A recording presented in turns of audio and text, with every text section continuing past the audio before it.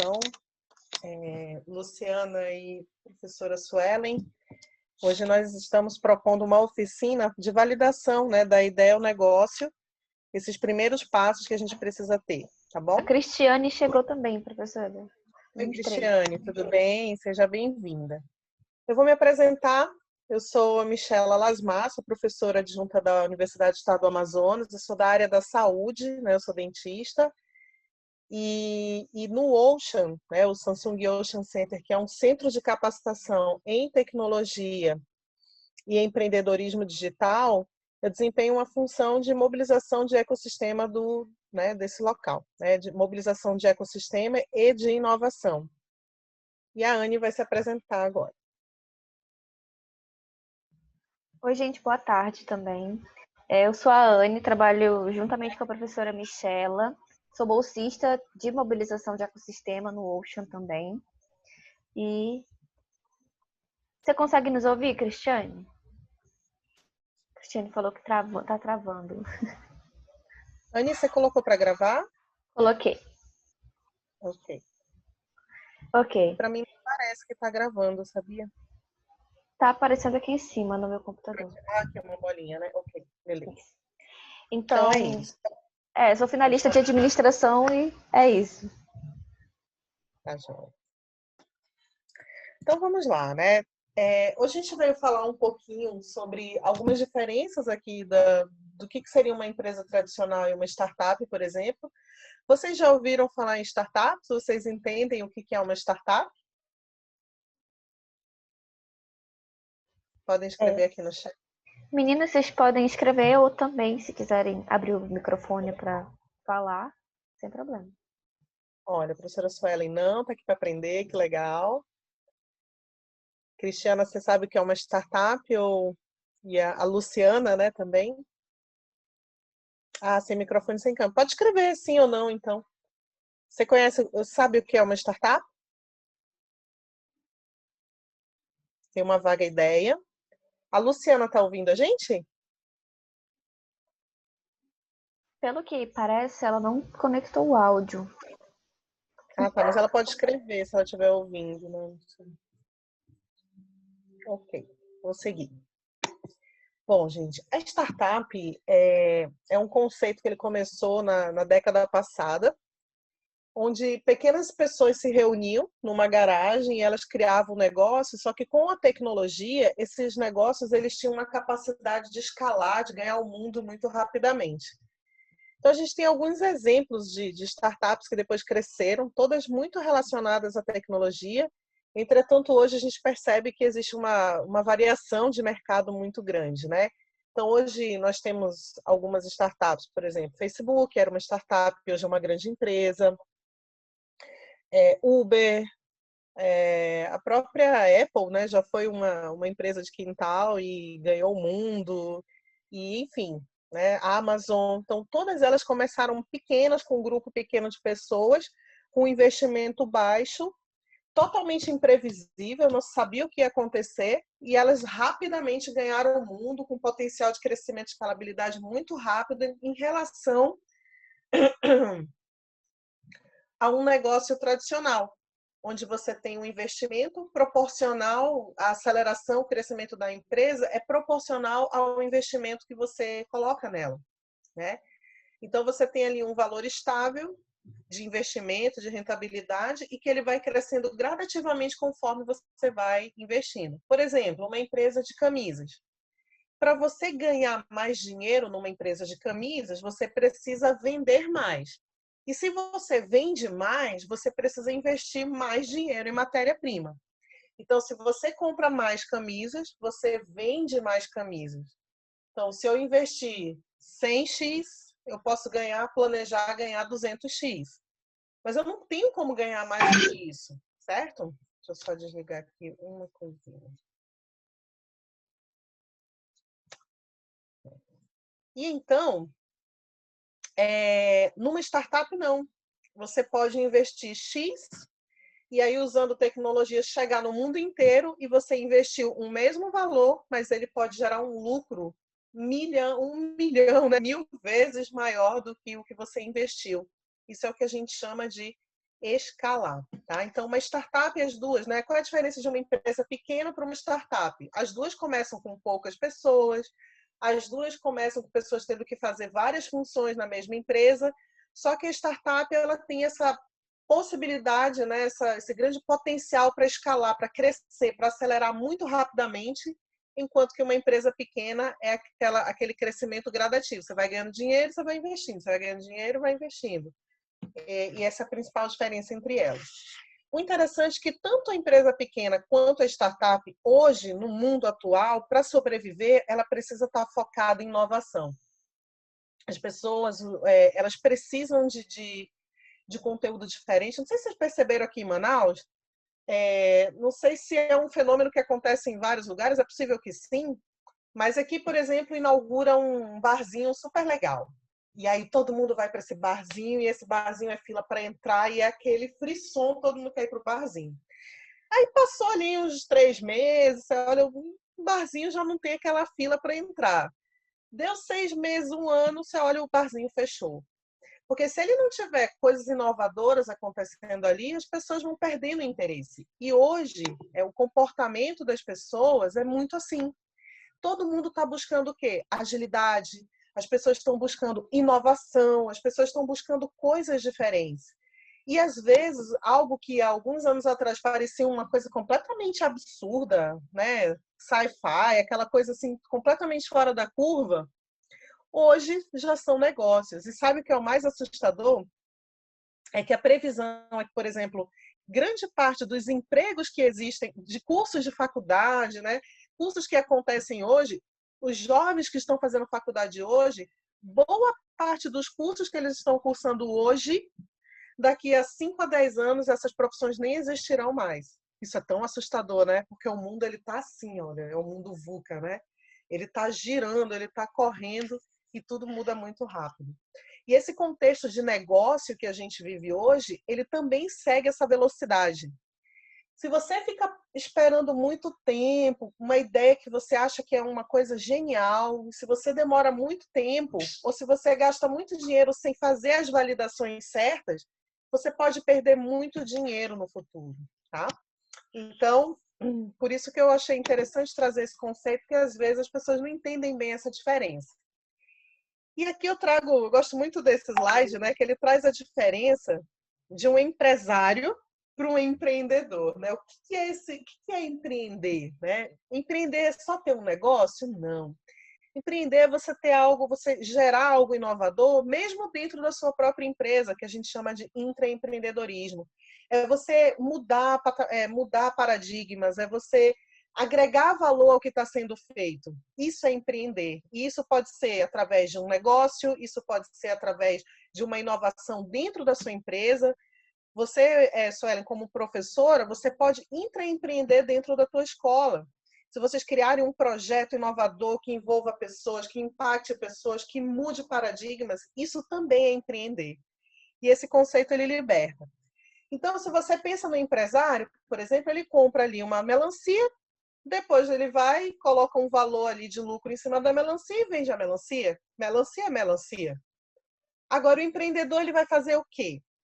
Ele vai enxergar aquela melancia e ele vai pensar, como que eu posso agregar valor para valorizar aquilo que eu quero vender? Aí ele pensa, posso fazer um suco, posso fazer uma bebida, posso já vender a melancia toda cortada, e aí ele começa a agregar valor a essa melancia. Enquanto o empresário está vendendo ali a melancia a 1,50, o empreendedor ele está vendendo o quê? Vocês já ouviram o processo de gourmetização, né?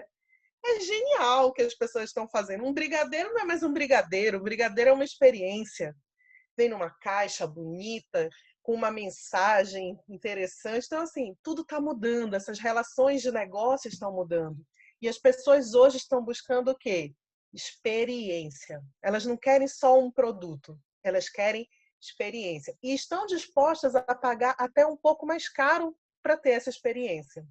Podem ter certeza disso, né? Bom, e aí eu trago para vocês dois conceitos interessantes, que é o Design Thinking e o Lean Startup. O que é isso, né? Que movimento é esse? Bom, hoje, inclusive as empresas tradicionais, elas estão começando a trazer esses conceitos para suas empresas para gerar o quê? Inovação, para gerar o quê? Entendimento maior sobre o cliente. O que, que o cliente espera? Deixa eu ver aqui o que, que vocês estão falando comigo. Estou atenta. Ah, isso mesmo. A inovação é tudo para ter o melhor resultado do aprendizado. Isso mesmo. Então, legal, Cristiane. Então, gente, existem esses dois conceitos em voga atualmente. São conceitos que nasceram ali nos Estados Unidos, né, na Universidade de Stanford, naquele movimento do Vale do Silício. Vocês já devem ter ouvido sobre o Vale do Silício, porque o Vale... Eu confesso que eu ficava, nossa, o que será o Vale do Silício? Até 2017, o Vale do Silício, um deserto, mas eu não entendia muito bem. Depois que eu comecei a entender o que é o Vale do Silício, foi um grande movimento inovador que ele gerou uma onda no mundo. Só que cada vez que as pessoas foram até lá, entenderam o que era esse movimento, de pessoas que estavam ali pensando fora da caixa, com formatos de negócios diferentes, formatos de relação empresariais diferentes. Então, foi um lugar que gerou um boom mundial. E isso se disseminou, se espalhou pelo mundo, as pessoas foram lá, aprenderam e na Alemanha, Israel, no Brasil, na Inglaterra, no Canadá, na África. Então, todos esses países, essas pessoas, agora elas estão o quê? Criando inovação nos seus próprios países. Então, a China, né? Então, a gente percebe que disseminou esse movimento, que a gente chama de movimento Lean Startup, e associado a isso, a gente tem o movimento do Design Thinking, da Ideal, né? Foi a empresa que implementou esse conceito. E aí você tem um focado em pensar no cliente, pensar no negócio, pensar na experiência, preparar o empreendedor para enxergar o cliente na essência, o que ele come, o que ele veste, o que ele gosta, o que ele faz, porque as pessoas compram mais pelo emocional do que pelo racional. Enquanto que o Lean Startup ele vai te dar métricas de como você deve fazer acontecer de forma eficiente. Você tem que tem que medir, você tem que errar, você tem que acertar. O Lean Startup ele traz o conceito do quê? Erre rápido e conserte rápido, para que você então possa aprender nesse ciclo e aprende, pensa e faz, e aprende, pensa e faz. E então você vai ter o quê? Uma otimização do teu processo. Eu vou só desligar aqui. Bom, esse aqui é o Eric Ries, foi o autor desse livro, o Lean Startup. E como foi que ele escreveu esse livro? Ele escreveu porque ele teve uma experiência muito dura, lá no Vale do Silício, todo mundo lá montando empresa. E aí ele foi lá montar a empresa dele, fez plano de negócio, demorou uns 6 meses ali investindo dinheiro pesado e a empresa não deu certo. Então ele percebeu que desculpa, gente, que ele precisava criar um modelo que ele conseguisse validar se aquela ideia que ele teve era um negócio de verdade, se as pessoas queriam, se as pessoas sentiam a dor, a necessidade de consumir o produto que ele estava querendo vender ou a experiência que ele estava querendo vender.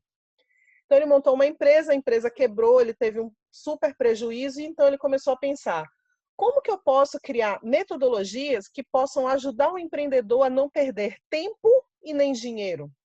Testar antes de começar a investir. E esse livro é hoje a bíblia de quem quer montar um negócio digital, uma startup. E até mesmo as empresas tradicionais estão usando esse conceito do Lean Startup, que foi baseado no Lean Manufacturing, da Toyota, né? Então, isso é bem interessante. Bom, quais são as estratégias principais, né, do Lean Startup? Formular hipóteses para validação, entender mercado, definir indicadores, estabelecer métricas. Isso aqui é fundamental, gente.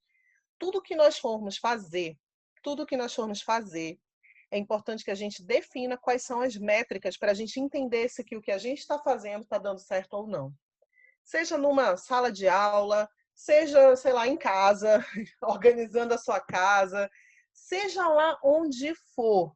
É extremamente importante que a gente entenda quais são as métricas, quais são os checkpoints que a gente vai entender que a gente está seguindo o caminho certo. Então, formular hipóteses para validar, entender o mercado, o que está acontecendo já no mundo, quem já fez isso?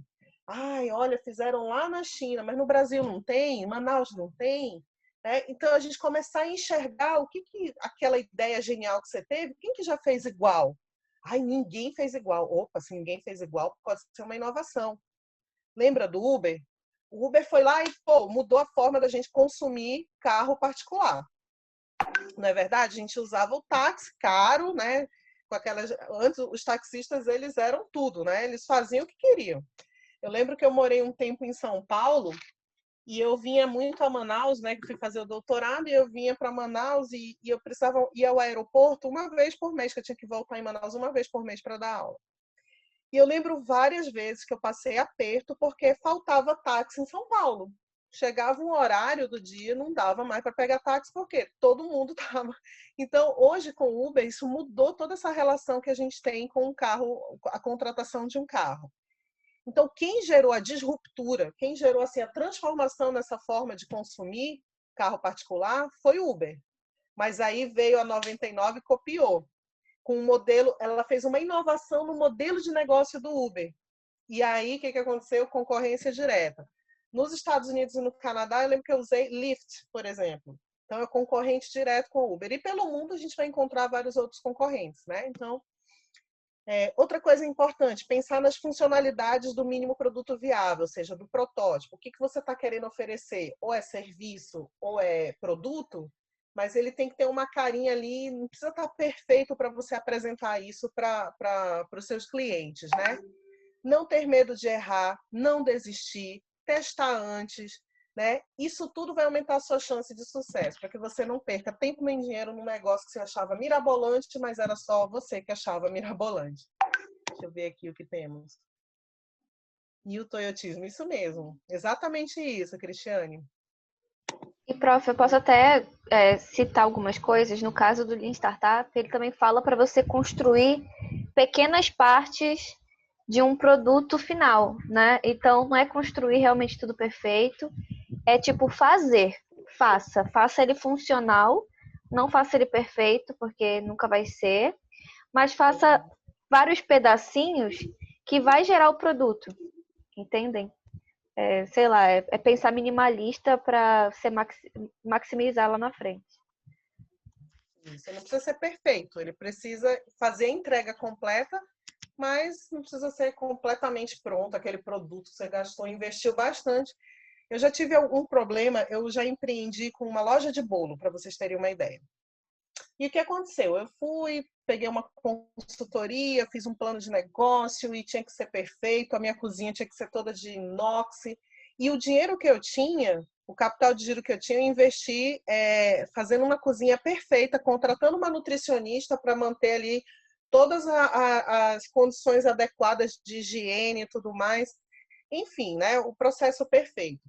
Só que eu gastei tanto dinheiro com isso que reduzi meu capital de giro. E aí, o que aconteceu? Não é do dia da noite que você abre uma loja e todo mundo vai lá e vai comprar o teu bolo, vai comprar o que você está oferecendo. Você vai ali conquistando clientes a cada tempo. Então, como eu gastei o meu capital de giro na produção da cozinha, o que aconteceu? Faltou capital de giro para manter o negócio ali enquanto a clientela estava crescendo. Qual foi meu aprendizado? Por que eu não vendi o bolo, sei lá, usando o Instagram, como as pessoas fazem, usando o WhatsApp, na minha cozinha mesmo, que eu já fazia? E aí, a partir do momento que eu tivesse ali certeza, né, do fluxo, ou que eu já tivesse uma cartela de clientes interessantes, aí sim eu ia investir em algo industrial. Vocês entendem? Então, eu precisava validar antes de investir todo o dinheiro que eu tinha para fazer um negócio super top. Aí, o que aconteceu? Vendi a empresa por um valor muito abaixo, ou seja, peguei um baita de um prejuízo e assim aprendi, né, que os princípios da startup enxuta até se aplicam em outros negócios, né, que foi isso que a Anne falou. Bom, empreendedores, eles estão por toda parte. Então, empreender é administrar. Não é só você saber vender, não é só você saber produzir, você tem que saber gerir todo esse processo. O aprendizado validado, experimento para aprender a desenvolver um negócio sustentável. O que é um negócio sustentável, gente? É exatamente isso, é você ter o quê? A demanda de produção, ou enfim, de construção, de desenvolvimento, e ter recurso para que isso consiga chegar onde você precisa. que a gente chama de break-even, né? Quando você tem a receita cobrindo ali as suas despesas, ou seja, parou de perder dinheiro. Mas isso não acontece do dia para a noite, né? Então a gente precisa ter essa noção de que um negócio ele precisa de um tempo, mas para que ele ocorra bem, para aumentar o teu sucesso, ele precisa ser validado aqui no início, ele precisa ser planejado aqui no início, e então você vai seguindo etapas até então chegar no momento do sucesso, né? Construir, medir e aprender. Isso aqui é startup enxuta, é Lean Startup total. Contabilidade para inovação. Medir o progresso, definir marcos e priorizar o trabalho. Então, a gente precisa medir o progresso, ter métricas muito bem definidas do quanto que a gente está crescendo. E ter coragem para enxergar que essas métricas estão sendo cumpridas ou não, e quando não estão sendo cumpridas, o que faz? É o que diz aqui em cima. Aprende. Eu fiz essa estratégia de marketing, não consegui atingir. Será que eu estou com o público certo? Será que as pessoas querem o meu produto? Será que eu validei adequadamente?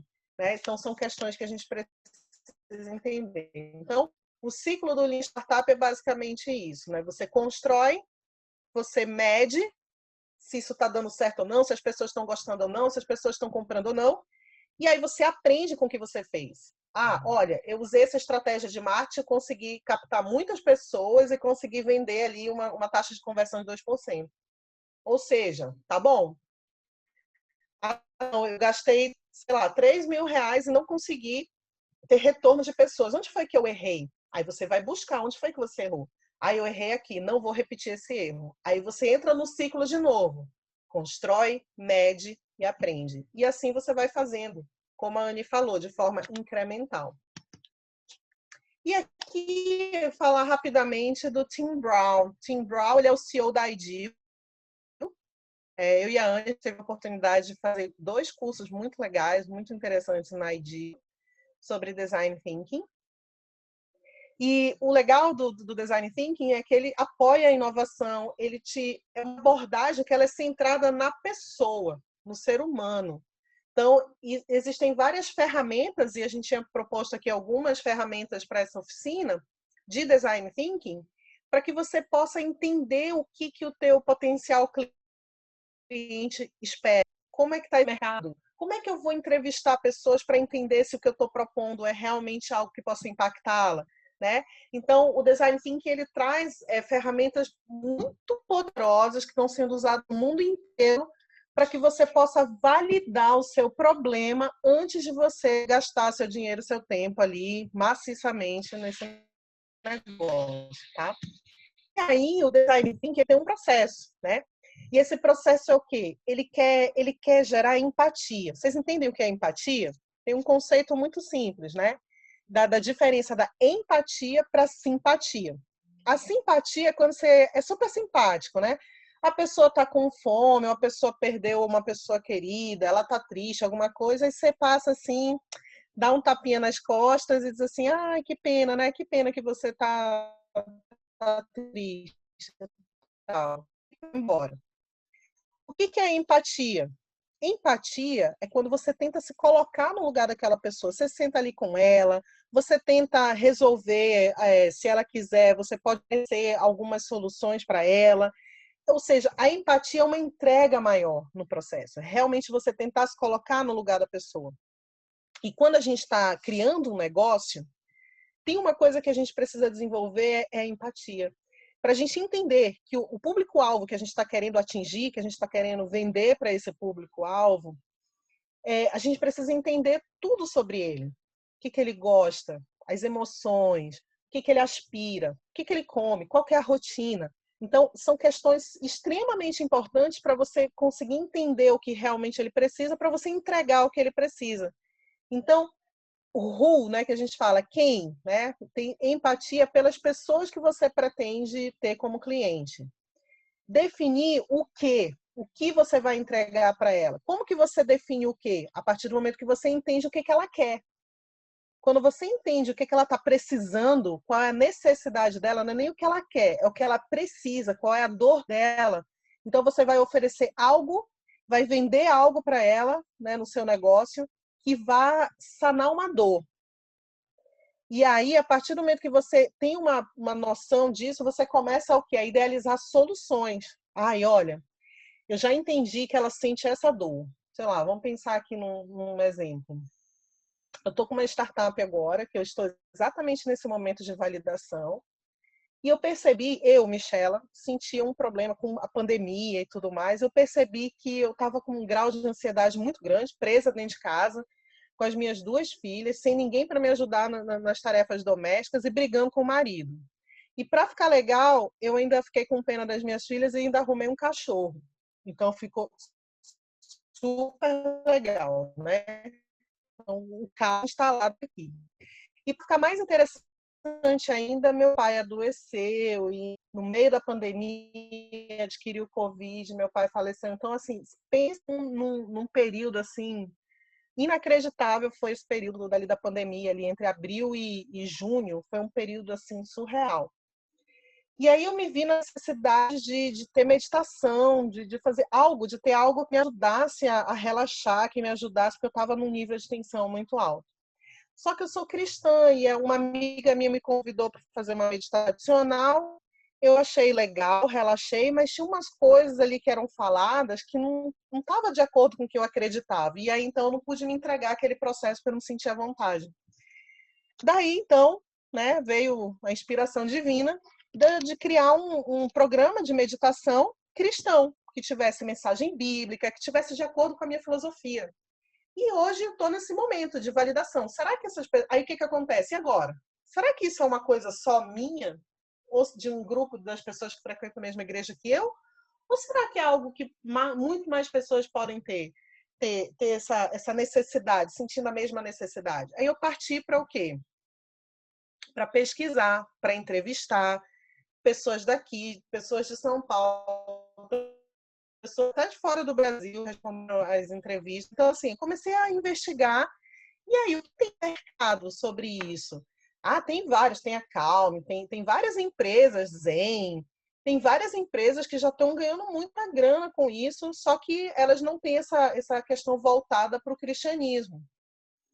E aí, então, eu comecei a idealizar soluções. Ah, então fazer uma parte de respiração e depois a gente vai fazer a parte de contar uma história, a história bíblica dialogada e tal. Isso é bem legal, relaxar.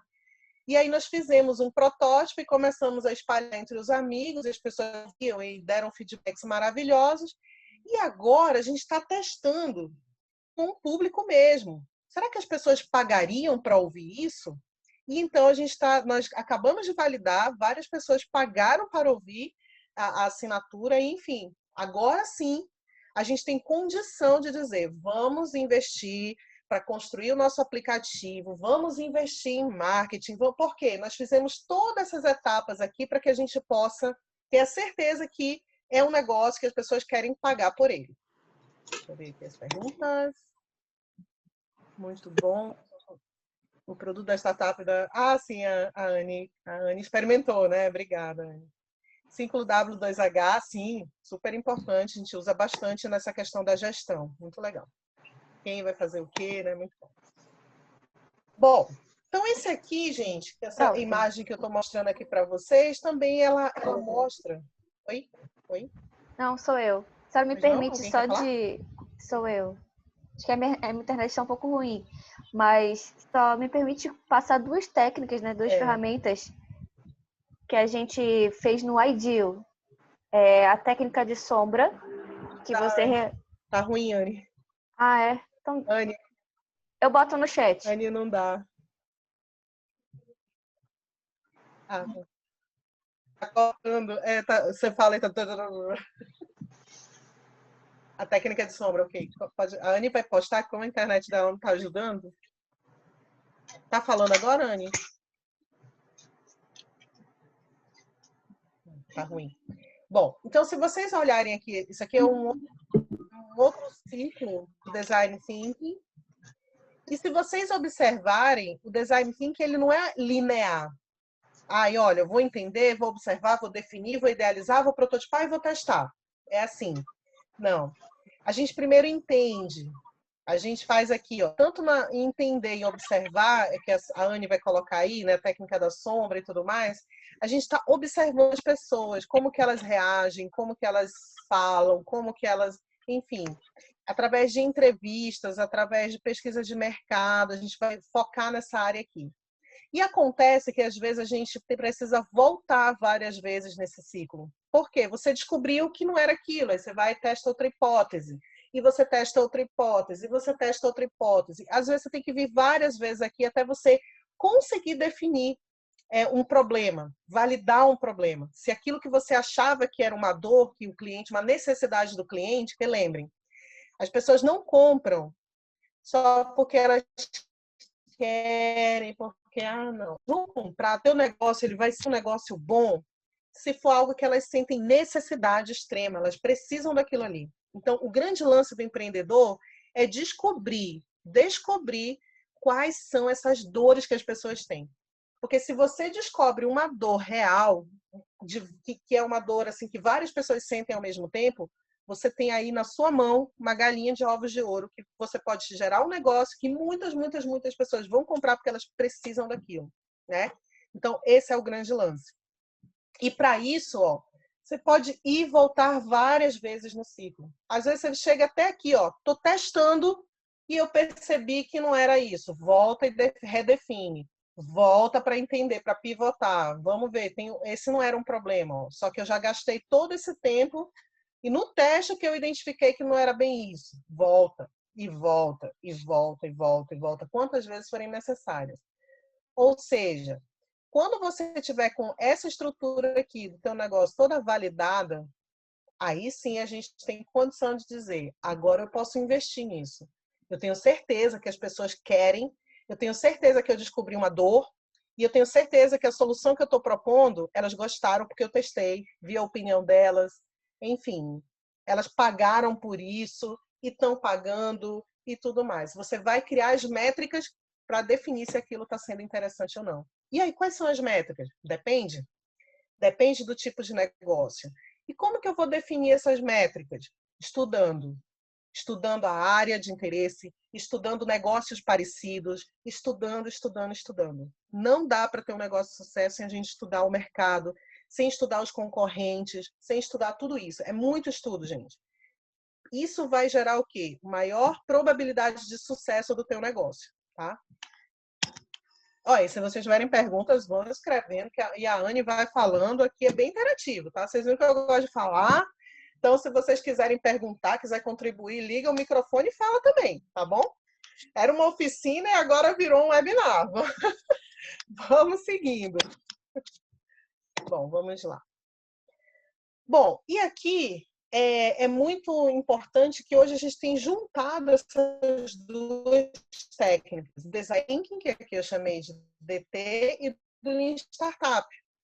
E juntando isso tudo, a gente tem o quê?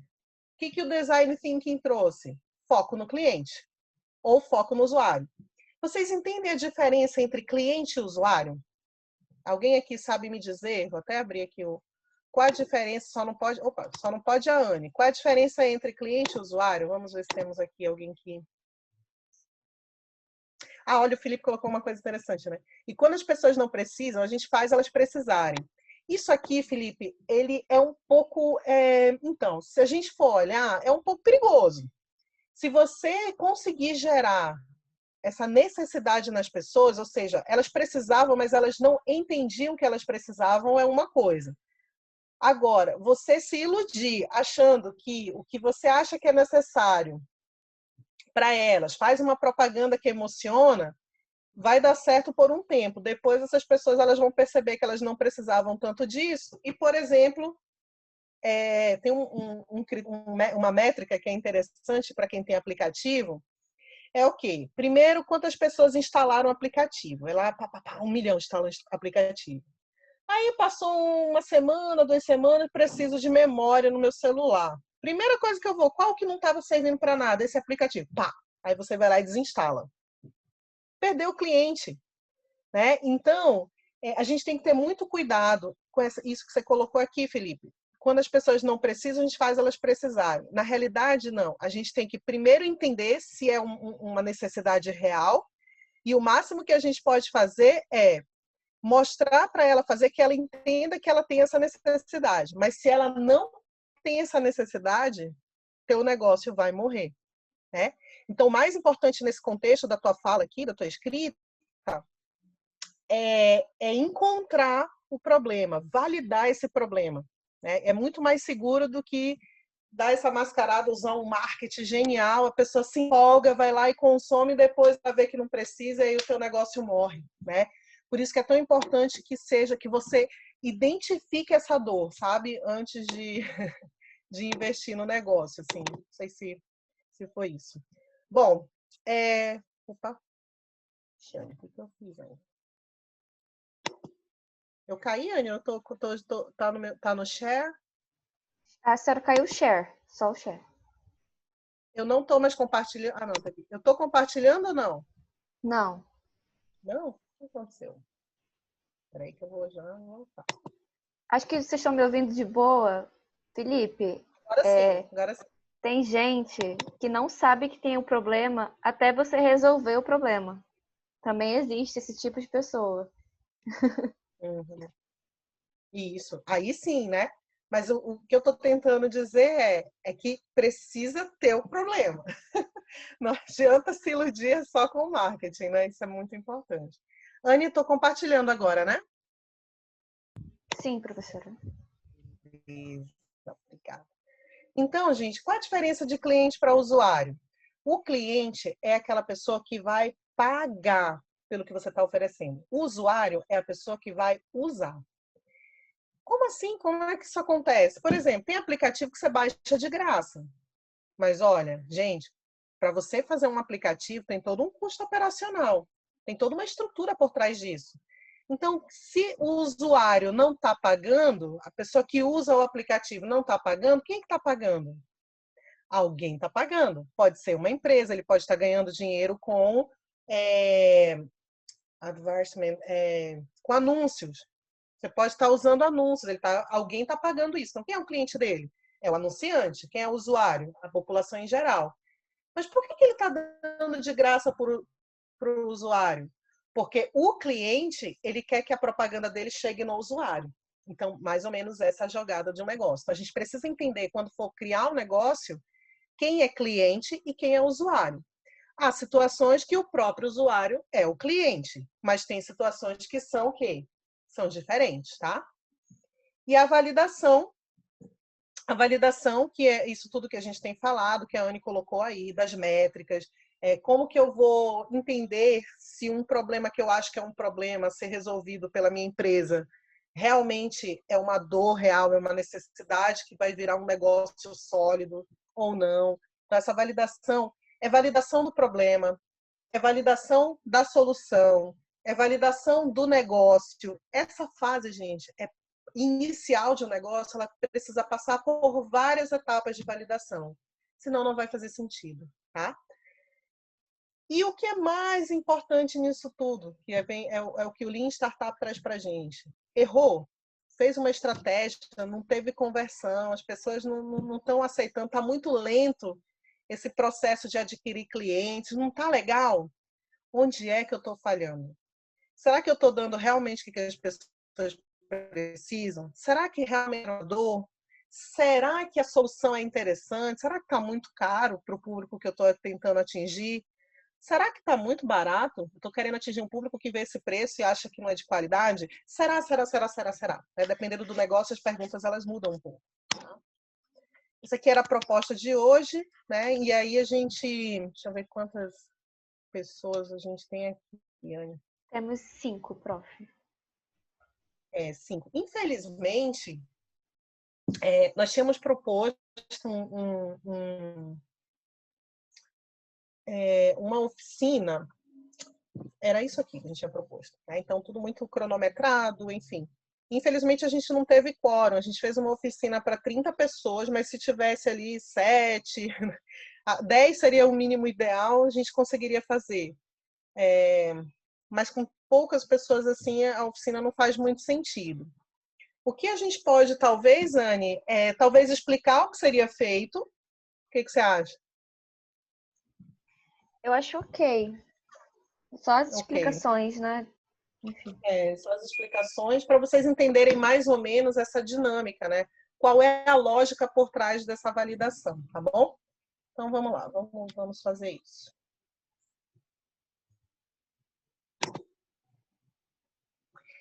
E aí, vocês podem abrir o microfone de vocês e ir falando quando vocês quiserem falar e interagir, tirar dúvidas, tá bom? Pode abrir o microfone e falar com a gente, tá? Bom, aqui a gente criou todo um recurso, né, um material no Google Drive que vocês iam acessar e interagir com a equipe de vocês, tá?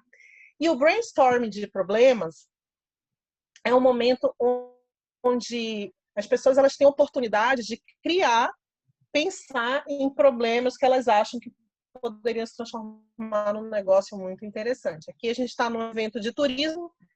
O turismo aqui na região tem muitas dores aferentes. Então, a gente está precisando muito de muita criatividade, de muita observação, de muito design thinking para identificar esses problemas, identificar as pessoas que podem estar sentindo essa dor e podem ter negócios aqui muito bons que ainda não foram descobertos. Por quê? A gente tem um alto potencial de negócios aqui na área de turismo e a gente percebe que é muito pouco explorado. O turismo aqui no Amazonas ele é muito elementar ainda, né? Então, existe um oceano azul, que a gente chama, né? Um mar de oportunidades aqui na Amazônia de explorar esse turismo.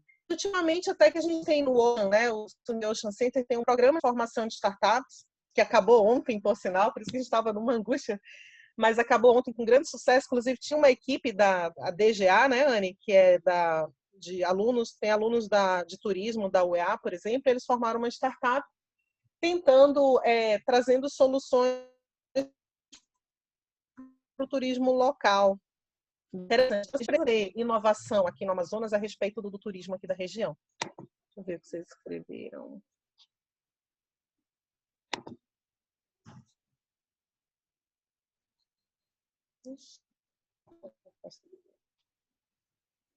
E aí, deixa eu voltar. Então, o que acontece no brainstorm de problemas? É aquele momento que você pega post-it e você vai escrevendo problemas que vêm à cabeça sem filtro nenhum. Ah, não, isso aqui não. Não, tudo que vier à cabeça, você bota uma ideia de problema por papel. Uma outra coisa também que a gente percebe muito quando as pessoas estão querendo montar um negócio é que elas focam muito na solução. Quando, na realidade, gente, o primeiro passo para a gente ter um negócio de sucesso é a gente entender o problema. O que é dor? Aquilo que eu falei, Felipe, né? O que é necessidade? O que é dor? Então, a gente precisa validar esse problema para a gente, então, seguir adiante, né? Para a gente poder investir todo o nosso tempo e dinheiro ali nisso. Então, esse brainstorming, no Nordeste, eles chamam de toró de ideias, toró de problemas, né? Ou seja, é esse momento de tempestade cerebral em que você vai colocar num papel tudo que vem à tua cabeça. E não deixa ninguém olhar feio ou criticar nada. É feio e coloca lá na cabeça. Vai botando no post-it, vai escrevendo na parede, num quadro. Bota essas ideias ali aleatoriamente. O importante é quanto mais é quantidade, não qualidade. Tudo que vier na cabeça coloca sem filtro. E aí, depois que acontece esse monte, a gente deixa ali uns 5 a 10 minutos para as pessoas, então, colocarem ali tudo que vier à mente. E aí a gente faz, geralmente, o que a gente chama de diagrama de afinidade, onde a gente prioriza os problemas. Ou seja, o que é priorizar problema? A gente pode dividir os problemas todos por categorias e depois a gente faz a votação deles. Ou a gente olha aquele monte de problema e vota nos que a gente acha mais interessante. Que a gente diz assim, isso aqui é uma dor interessante. Ah, isso aqui eu vejo... E aí você recebe, quando é presencial, né? Uns adesivozinhos e você vai lá e cola e prioriza ali quais os que você acha mais interessante. Essa é uma outra forma, né? Outra forma é categorizar. Olha, o pessoal deu solução aqui para, sei lá, para o turismo fluvial. O pessoal deu solução aqui para o turismo urbano. Para o ecoturismo. Aí vocês podem fazer esse agrupamento, né, de soluções e fazer a votação depois, também é uma possibilidade. Ou vocês podem transformar aquelas, sei lá, 5 ideias sobre ecoturismo, ela pode se transformar em uma, por exemplo, né? Então, existem várias formas de priorizar todas essas ideias que vocês colocaram no início, todo mundo ali participando, né? As pessoas que estiverem participando com vocês, elas vão dizendo, isso aqui, né? Isso aqui a gente pode agrupar com isso, ou então faz uma votação e depois faz a discussão. Então, são vários métodos que a gente tem para validação, para priorização dos problemas, que nós iríamos fazer aqui, né, ao vivo. Depois que a gente escolhe, né? Na nossa dinâmica, nós íamos formar 5 times e cada time ia ter um problema para criar uma solução. Isso a gente ia fazer hoje. E aí, então, né, esses times, a gente ia dar a oportunidade de vocês escolherem quais os grupos, quais os problemas que vocês iam querer trabalhar na solução. E aí poderia ser por afinidade de problema, poderia ser por afinidade de pessoas, né? Enfim, queriam ficar juntos, a gente não ia interferir nisso. E depois que os times estivessem formados, então a gente entraria num processo de validação de problema. Nós íamos usar 2 técnicas, que é a técnica de entrevistas e de pesquisa de mercado, onde nós iríamos ensiná-los um roteiro de entrevista, e vocês tinham um componente da equipe, que ia ser um entrevistado, para vocês testarem aí a técnica, né? Lembrando que quando você faz a validação, quando você vai fazer uma entrevista, é muito interessante que você tenha um roteiro de entrevista. Quais são as perguntas importantes que você precisa entender? Você precisa observar muito bem o entrevistado. Você não pode colocar respostas na boca do entrevistado, nem dar sugestões de palavras. Às vezes eles dão pausas e silêncios e a gente fica angustiado. Deixa a pausa e silêncio, porque ali ele está raciocinando, pensando numa melhor resposta para você. Então, você tem que deixar sempre o entrevistado à disposição. Fazer uma pergunta por vez. Faz uma pergunta, a pessoa responde, pensa, fala. Faz outra pergunta, a pessoa responde. Então, você precisa ter isso muito bem estruturado, tá? Depois que você faz uma entrevista, quantas pessoas é o ideal? Quanto mais, melhor. Mas, assim, no mínimo, 10 a 15 entrevistas para você, então, validar um problema. Além do uso da entrevista, existe uma outra ferramenta importantíssima de validação de problema, que é a pesquisa de mercado. Hoje, é muito mais fácil fazer uma pesquisa de mercado, porque a gente tem a web, a internet. E antigamente, quando não tinha, né? O pessoal tinha que ir lembra na pranchetinha, perguntando para as pessoas. Eu lembro que quando eu era criança, adolescente, talvez, ali, né? Eu lembro que de vez em quando passava gente fazendo perguntas com a prancheta sobre coisas que a minha mãe e meu pai gostavam, não gostavam. Antigamente, pesquisa de mercado era feita assim. Tinha que contratar uma empresa, e essa empresa, você queria montar uma loja de pão, né? Uma padaria num bairro aqui, sei lá, no Eldorado. Aí ele saía, contratava uma empresa, aí fazia pesquisa e as pessoas iam de casa em casa fazendo entrevista, né? Marcando xizinho e tal. Hoje a gente mudou um pouco, hoje tem internet, você consegue fazer pesquisa do mercado local, você consegue fazer pesquisa do mercado nacional e até mesmo internacional, vendo o que tem aí no mundo, enfim. Empresas parecidas com a tua, que você pode até aprender, o que a gente chama de benchmarking, né? Se a Anne puder escrever aí a palavra, me ajuda. Então, são várias possibilidades. E o interessante é que você tenha isso tudo muito estruturado. Se você fez uma entrevista, né? Aqui, ó, roteiro de entrevista. Aqui a gente tem uma sugestão de perguntas que a gente tirou do manual da Junior Achievement, de um programa muito legal que aconteceu no Ocean. Junior Achievement é uma ONG internacional que ela ensina empreendedorismo para jovens, né? Para crianças e jovens. Muito legal. Então, a gente se baseou no material deles, por exemplo. Então, como os usuários resolveriam esse tipo de situação, ou como já resolvem hoje, né? Ou seja, com essa pergunta, a gente quer saber se realmente é uma dor e se aquela pessoa já pagou ou já tentou resolver esse problema, significando que é uma dor real e que ela já tentou resolver. O que desejam saber sobre os hábitos deles, né? O que nós queremos saber sobre os hábitos da pessoa que a gente entende que vai ser nosso futuro cliente? O que motiva ou decepciona essas pessoas em relação ao desafio, né? Ou o problema que você está propondo? O que vocês querem aprender com eles? Ou seja, o que a equipe quer aprender, o que a tua empresa, o que você quer aprender com essas perguntas, com aquele usuário a respeito do produto, né? Então, são algumas dicas aqui que eu achei bem interessantes. Outra coisa importante, gente, é estruturar. A gente precisa estruturar, organizar esses dados que a gente vai estar levantando. Então, ó, pesquise ou entreviste quem fez algo semelhante ao que está propondo, descreva o que foi feito e descreva quais foram os resultados obtidos. Pode ser que vocês tenham achado uma empresa há 5 anos que ela tentou fazer algo parecido com vocês, mas ela não foi para frente. Então, você bota ali quem realizou, o que fez, quais os resultados. Não, o resultado dela, ela faliu. Por que será que ela faliu? Isso pode indicar para vocês ou que o mercado, isso que você está propondo, não é uma dor do mercado, ou pode propor que eles tenham feito um processo diferente, e é interessante entender o que aconteceu com essa empresa para vocês não cometerem o mesmo erro, por exemplo, né? Então, aqui é uma proposta de como sistematizar as entrevistas, botar quem fez, o que fez, os resultados obtidos, pode fazer uma tabela do Excel, enfim. É muito importante que essas informações elas sejam organizadas para que vocês possam acessar essas informações constantemente ao longo do processo aí de validação de vocês.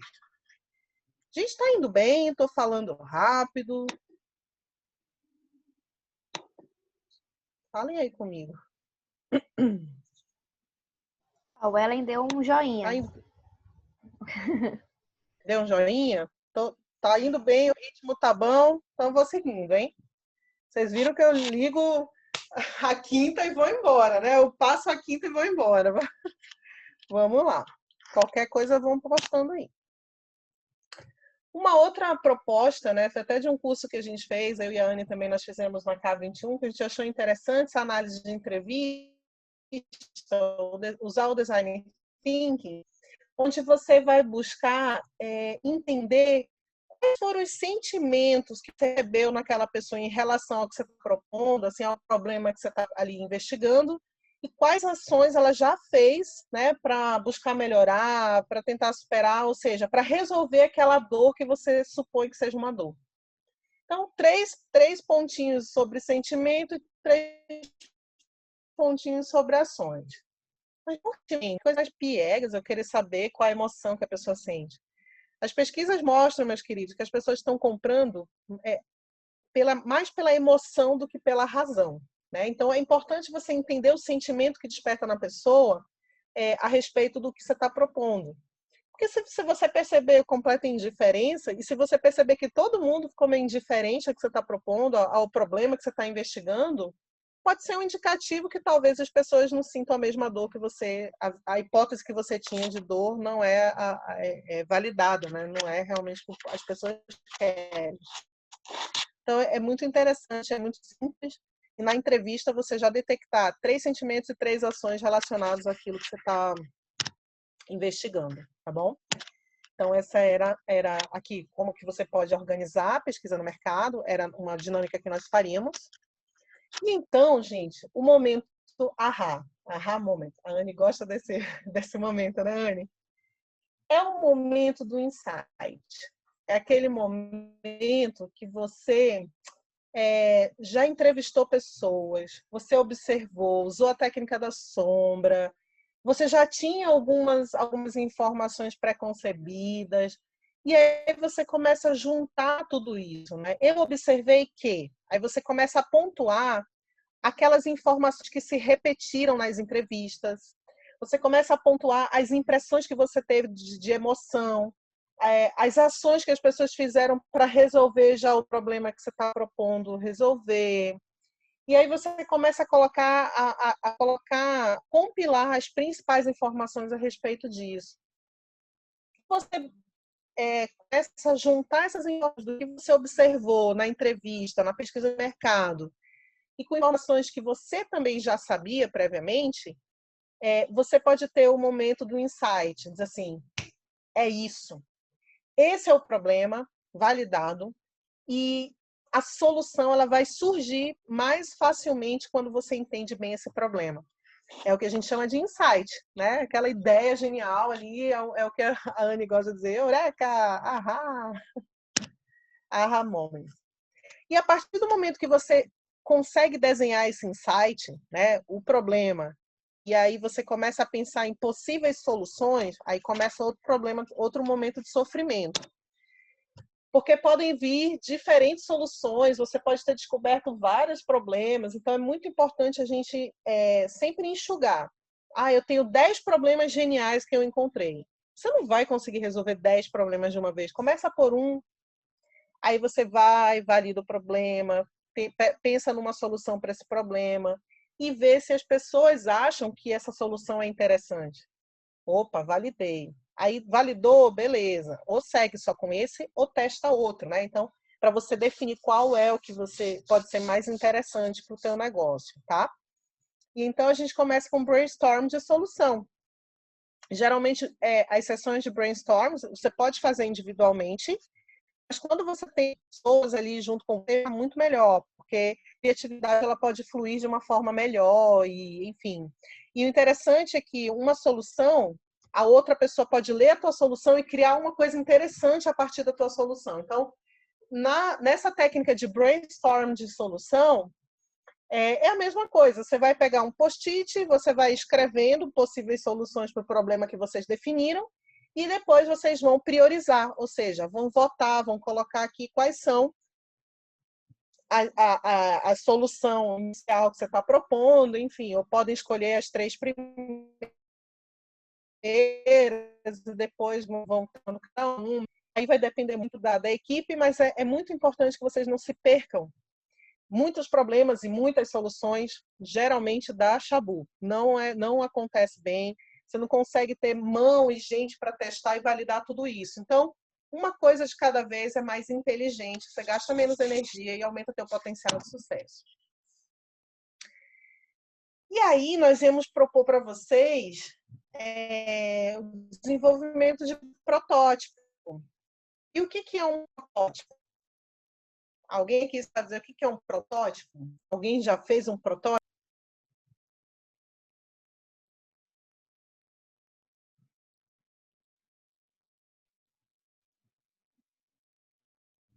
Cadê as pessoas?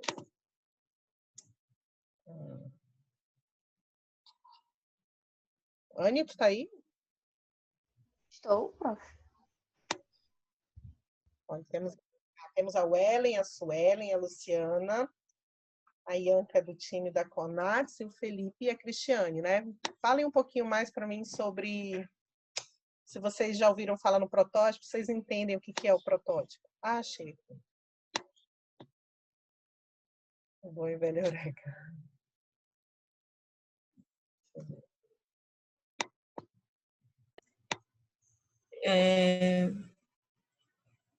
Eu vou participar rapidinho, tomara que não dê eco. Eu acredito que essa parte de testar, assim, você testar algo, ver se vai funcionar da forma que o pessoal está planejando e construindo. Uhum. É assim, estou chutando. Olha, é isso mesmo, Ianca. Obrigada por colaborar. Olha, a Cristiane botou um modelo. O modelo original é um estudo prévio do que se quer realizar. Junta tudo isso que vocês falaram. O protótipo é exatamente o modelo número 1. É aquilo que vocês idealizaram como uma solução. O protótipo ele pode ser um protótipo de baixa fidelidade, de média fidelidade ou alta fidelidade. Um estudo prévio do que se quer realizar. Sim, o estudo prévio ele vai desencadear na construção mesmo, na construção de algo. Então, o protótipo ou a construção do modelo mental que vocês querem aplicar no negócio, ou passo a passo do que as pessoas podem, do que vocês querem oferecer às pessoas. E o protótipo, gente, ele pode ser feito num pedaço de papel. Você vai lá e recorta e desenha o aplicativo e você coloca ali quais as funções que ele vai ter. Ou você pode usar, como a gente já propôs aqui para vocês, a gente estava propondo que vocês fizessem aqui um protótipo de baixa fidelidade que vocês iam construir aqui a carinha do aplicativo de vocês. A gente já propôs que vocês fizessem um aplicativo para resolver algum problema que vocês iam levantar aqui nas dinâmicas, né? Então, o protótipo é exatamente isso. É quando você vai fazer todo esse estudo prévio do que você quer realizar, você vai construir um modelo e você vai, então, depois validar isso com as pessoas. Elas vão testar. E você convida amigo, convida gente que você acha que tem a ver, né? Não é amigo, mas um amigo que tem interesse no tema, né? Você tem que focar em fazer o teste com o que a gente chama de early adopters, ou seja, os teus potenciais primeiros clientes, né? Para ver o que eles acham, se eles gostaram do layout, se eles gostaram das funções. E isso, gente, eu conheço lá no Ocean, a gente viu bastante, né? Principalmente no Ocean Lab 1, a gente teve isso daí. As pessoas recortavam e faziam montagens de papel, os botõezinhos de papel colorido, e recortava, e colava, e desenhava. Então, assim, é o que a gente chama de protótipo de baixa fidelidade. E aí eu lembro que tinha, por exemplo, uma equipe que esse desenho que vocês estão vendo aqui, ela recortou 5 desses. E aí ela empilhou, aí ela botava a primeira tela, desenhadinha, bonitinha, à mão mesmo, e aí ela tirava e era a segunda tela, e a pessoa clicava no botão, ela tirava o papel, era a terceira tela. E é isso, super criativo, consegue então. Para o quê? Qual é o objetivo disso? É saber, aí pegar essa informação de que se aquilo que foi construído é interessante, atende ao que as pessoas estavam precisando, elas vão dizer, eu gostei disso, eu gostei da letra, eu queria uma letra maior, uma letra menor. Eu achei confuso, eu não sabia onde eu tinha que apertar, né? Então, tudo isso é um aprendizado, vai gerar um aprendizado para que você possa melhorar aqui o teu modelo. Então, lembrem-se que todos os aplicativos, tudo isso que vocês já manipulam e usam, passaram por esse processo todo, até realmente alguém decidir investir no negócio para que ele, então, pudesse escalar e tudo mais, tá? Então, era isso, né, que a gente tinha proposto para vocês. Eu trouxe essa frase, né? Que a gente está aqui para viver, cair, aprender, levantar e seguir em frente. Negócio, gente, quando a gente pensa em ter um negócio, quando a gente pensa em empreender, sempre vai ter um risco. Sempre. Então, não existe aquele negócio assim, uau, não tem risco nenhum, é dinheiro certo. Não existe. Porque tem muitas variáveis que vão fazer esse negócio dar certo ou não. Desde a validação do problema, validação da solução, como relacionamento entre os sócios, né? A maior causa de fechamento de empresa é as dificuldades entre os sócios, questões comportamentais, soft skills, questões técnicas. Então, assim, é tanta variável que pode fazer com que esse negócio dê certo ou que esse negócio não dê certo, que sempre vai ocorrer, vai ter uma incerteza no processo. Sempre há riscos. Agora, quando a gente decide criar método, realizar esse processo de forma consciente, de forma técnica, a gente validando cada etapa, a gente tem métricas do que a gente precisa para que a gente consiga medir e saber qual é o momento certo para dar o próximo passo. É muito importante que a gente entenda que tudo isso que a gente falou até aqui, Yane, faz parte de um processo de técnicas para minimizar esse risco. Ou seja, se a gente valida isso, se a gente planeja, se a gente organiza, se a gente identifica quais são as nossas fortalezas, as nossas prioridades, as nossas fraquezas e as oportunidades, né, fazendo tipo uma análise SWOT para quem conhece, a gente consegue minimizar, né, diminuir os riscos ao longo do processo. Então, quanto mais validado, quanto mais organizado, quanto mais planejado for esse início, a possibilidade de sucesso é muito maior, tá? E se errou, é ter a consciência de que errou e por que errou e o que eu posso fazer para fazer melhor. Então, errar, gente, não é o problema.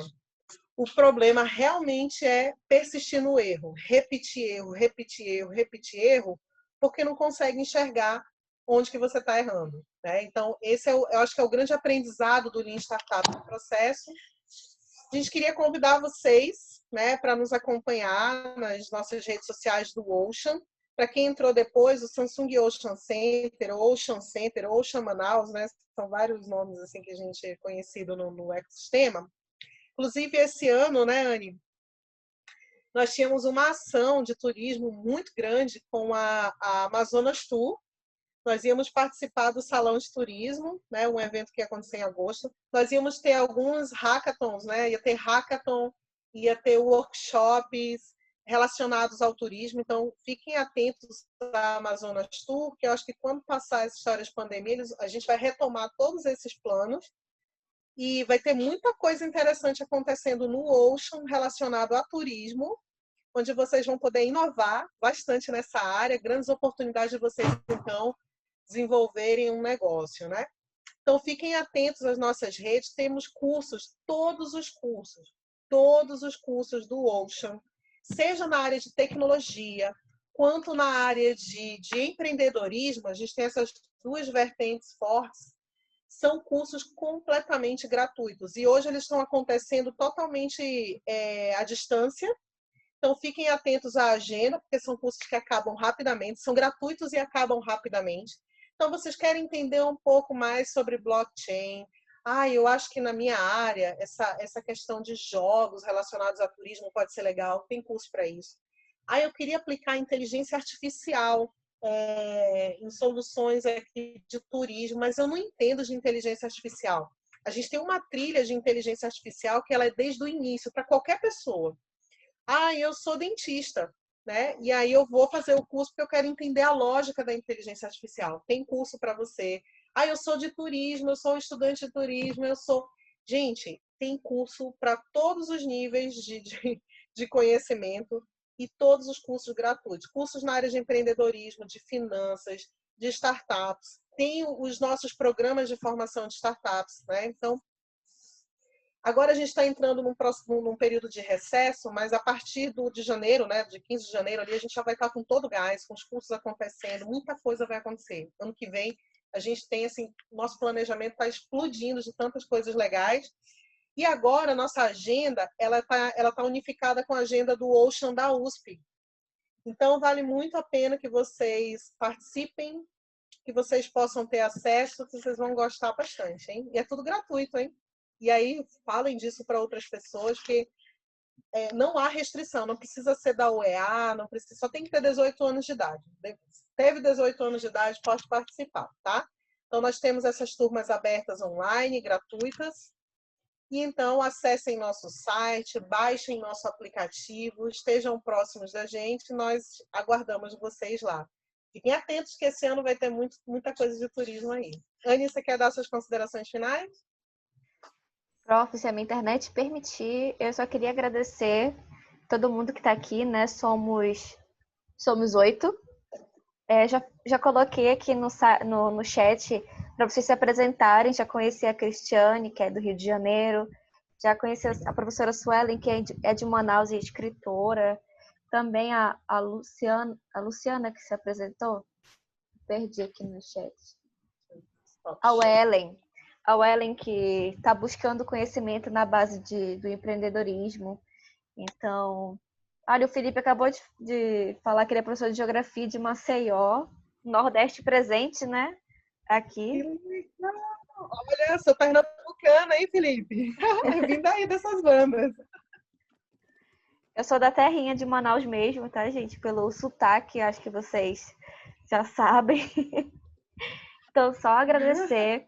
A gente pretende fazer essa oficina, sim, né, prof? A gente ficou um tempinho construindo ela. Então, sigam a gente no Ocean, que com certeza a gente vai tentar oferecê-la, né, ano que vem, quando retornar na agenda. Então, fiquem atentos. Obrigada.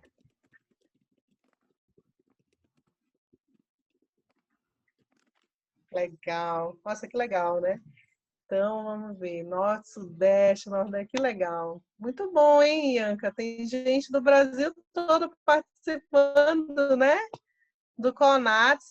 Bom, a gente queria agradecer, tá, Ianca, pela oportunidade de poder colaborar com esse evento. Você, a Olinda Marinho, né, que é a pessoa que a gente ama, uma pessoa que a gente admira muito, né, que luta por esse crescimento do turismo, do comércio comércio exterior, do ecossistema, né? Então, vocês todos aí da Marinho, né, que estão organizando esse evento, parabéns pela iniciativa, mesmo com esse mundo doido do jeito que está, vocês não desistiram do evento. Olha a Luciana, professora e artista plástica, estudante de letras, que legal, gente, público eclético, muito bom, foi um prazer enorme estar com vocês aqui.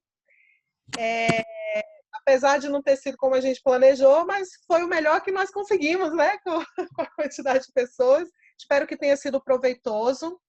Eu acho que eu vou colocar aqui os nossos e-mails, né, Anne? Esqueci de pôr na apresentação. Michela, @Ocean Brasil.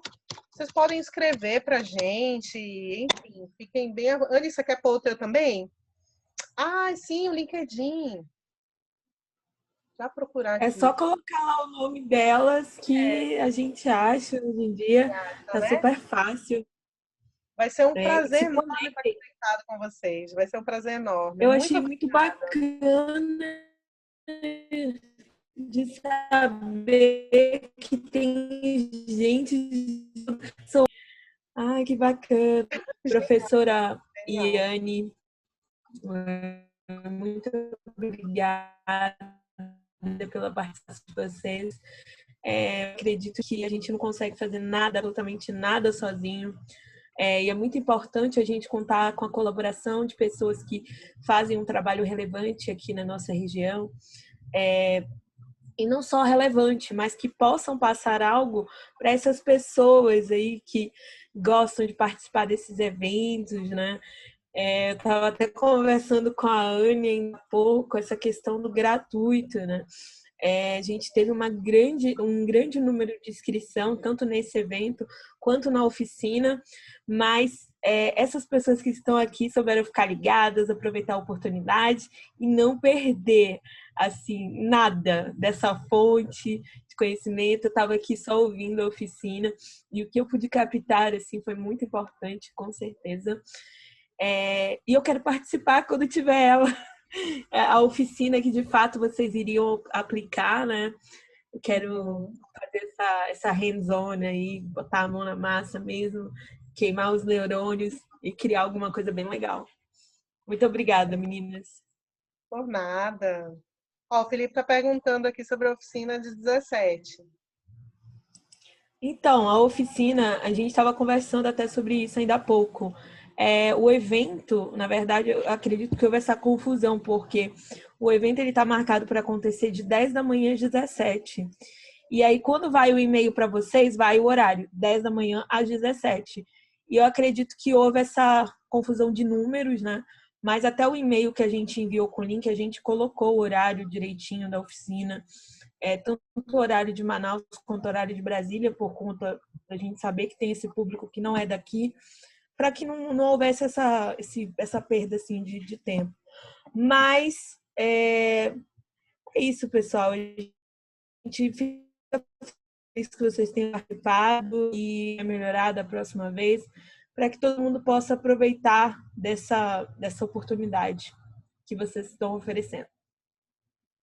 Então é isso, gente. Lá no Ocean a gente tem uma previsão de final de janeiro tocar essa oficina. Então já fica aí o convite, fiquem atentos às nossas redes, nossa agenda. Vai ser online, profa? Online. Até acho que Opa. o primeiro semestre vai ser online. Então eu convido a todos vocês que estão aqui, né, Anne, para participarem com a gente. Ocean. E aí também nós vamos ter cursos, tem um joguinho, né, que a gente usa, que é o Startup Game Experience, que a gente explica as etapas, né, de uma startup, enfim. 2021 promete, gente. Então, eu espero muito que vocês possam iniciar seus negócios em diferentes áreas, né? Que bom, tem vários professores aqui, eu sou professora também, me identifico muito com vocês, a gente tem muito que inovar. Inclusive, vou fazer aqui um convite, né? A gente tem aqui um grupo de educadores inovadores da Amazônia, que é o Edu Inovam. Então, sei lá, no meu LinkedIn vocês podem perguntar alguma coisa, eu posso a vocês. O Reinier, ele até foi um dos palestrantes, é responsável por isso. Ai, a Suelen faz parte, muito bem.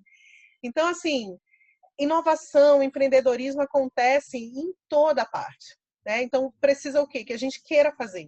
Que a gente queira fazer a diferença, que a gente queira criar oportunidades, né? E ao invés de a gente ficar falando, ai, a pandemia, ai, isso e aquilo, ai, o meu governante, ai, o que a gente pode fazer para melhorar o que tem ao redor da gente? Né? Como que a gente pode impactar a vida dos nossos estudantes? Como que a gente pode impactar a vida das pessoas que trabalham com a gente?